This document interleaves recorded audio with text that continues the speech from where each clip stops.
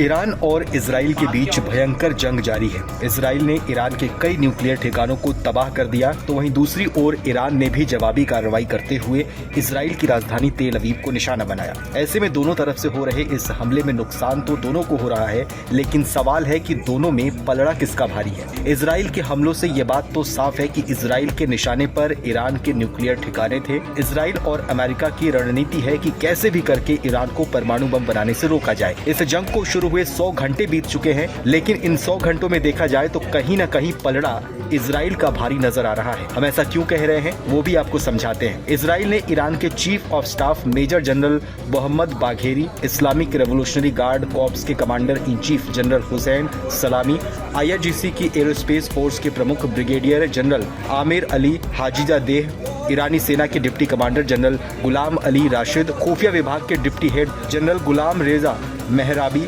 सशस्त्र बलों के जनरल स्टाफ में ऑपरेशन डिपार्टमेंट के deputy head general mehndi Rabbani, IRGC के खुफिया संगठन के चीफ मोहम्मद काजमी और ईरानी सेना के deputy commander major general Ali Shadmani सहित ईरान के कई वरिष्ठ कमांडर्स को ढेर कर दिया है। यानी देखा जाए तो इजरायली सेना ने ईरान के ठिकानों पर बिल्कुल सटीक हमले किए हैं और ईरान के टॉप मोस्ट सैन्य लीडर्स और अधिकारियों को मार गिराया है, जिसकी वजह से ईरान की सेना और कमजोर हो सकती है। इतना ही नहीं, नेतन्याहू ने तो यहाँ तक साफ कर दिया है कि ईरान के टॉप लीडर अली खमेनेई का खात्मा जब तक नहीं हो जाता तब तक जंग जारी रहेगी। उधर डोनाल्ड ट्रंप ने भी ईरान को चेतावनी देते हुए कहा कि ईरान या तो अपने परमाणु कार्यक्रम को रोक दे या फिर पूरी तरह से तबाह होने के लिए तैयार रहे। यानी संदेश साफ है कि ईरान अगर अपने परमाणु कार्यक्रम को नहीं रोकता है तो अमेरिका खुलकर इस जंग में शामिल हो जाएगा। अमेरिका, ब्रिटेन और जॉर्डन ने भी इजराइल को कई देशों की तरफ से समर्थन मिल रहा है। अमेरिका, ब्रिटेन और जॉर्डन ने इजराइल की मदद करते हुए ईरानी ड्रोन्स और मिसाइलों को रोकी, जिससे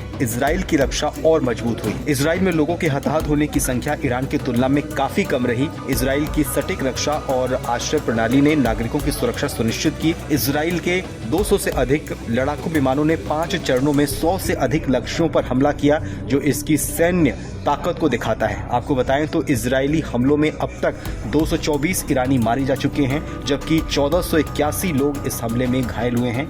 वहीं इजराइल में अब तक महज 24 लोग मारे गए हैं, जबकि 600 से ज्यादा लोग घायल हुए हैं, जो दिखाता है कि कहीं न कहीं इजराइल ईरान पर भारी पड़ रहा है।